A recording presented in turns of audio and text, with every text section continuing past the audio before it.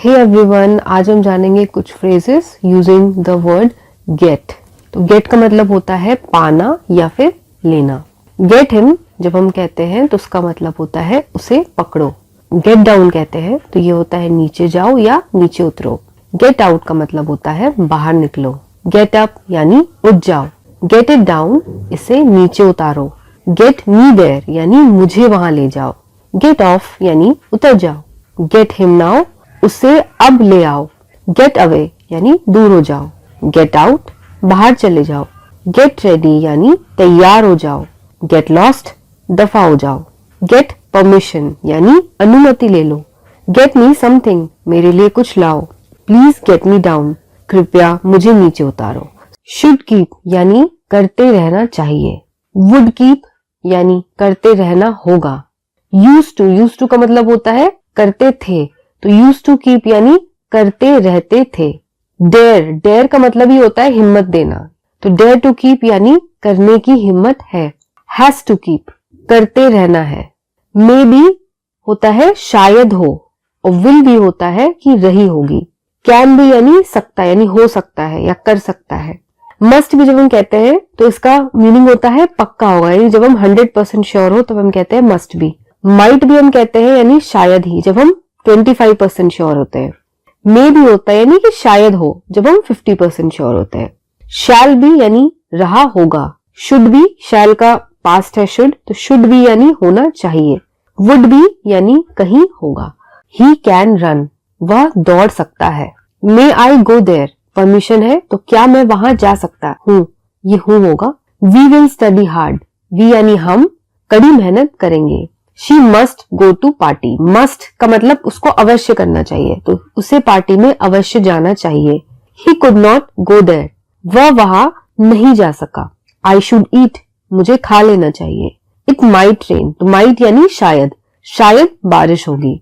He could be सिक वह बीमार हो सकता है। He should be at home उसे घर पर होना चाहिए। दे वुड बी स्टडिंग वे लोग पढ़ रहे होंगे। He used to play cricket use to होता है यानी किया करता था, तो वह क्रिकेट खेला करता था। शी हैज टू कुक उसे खाना बनाना है। आई गॉट हर्ट मुझे चोट लग गई। आई गॉट एंग्री मुझे गुस्सा आ गया। आई गॉट वेट मैं गीला हो गया। तो ये सारे पास्ट टेंस के फॉर्म है got. On the other hand यानी वही दूसरी तरफ। बाय द वे होता है वैसे। एनीवे यानी खैर। टू बी ऑनेस्ट यानी सच कहूं तो। एज फॉर नाउ यानी फिलहाल। क्रॉस द लिमिट्स हद पार करना। नॉट अ बिग डील कोई बड़ी बात नहीं। अपार्ट फ्रॉम दैट इसके अलावा। फार एंड वाइड यानी दूर तक। फॉर नो रीजन बिना वजह। डिड यू अंडरस्टैंड समझ गए। आई डू मैं करता हूँ। आई डिड मैंने किया। आई हैव डन मैंने कर लिया। आई एम डूइंग मैं कर रहा हूँ। ये है प्रेजेंट टेंस के फॉर्म्स। आई वॉज डूइंग मैं कर रहा था। आई डोंट डू मैं नहीं करता। आई डिडंट डू मैंने नहीं किया। आई हैवंट डन मैंने नहीं किया। आई एम नॉट डूइंग मैं नहीं कर रहा हूँ। आई वॉज नॉट डूइंग मैं नहीं कर रहा था। आई शुड डू मुझे करना चाहिए। आई हैव टू डू मुझे करना है। आई ट्राइड टू डू मैंने करने की कोशिश की। आई ओवरस्लेप्ट ज्यादा देर सो गया। बी इन योर लिमिट्स औकात में रहो। I am not like that मैं वैसा नहीं हूँ। फोन उठाओ पिक अप द फोन अरे मेरी बात सुनो। हे लिसन टू मी ये कब हुआ। व्हेन डिड इट हैपन तुमने क्या देखा। व्हाट डिड यू सी आपने क्या कहा। व्हाट डिड यू से बाकी आप पर है। रेस्ट इज ऑन योरसेल्फ नहीं बस ऐसे ही। नो जस्ट लाइक दैट तुम्हारा ध्यान किधर है। वेयर इज योर अटेंशन मैं किससे पूछूं। whom डू आई आस्क किसी से भी पूछ लो। आस्क एनीवन कहीं मत जाना।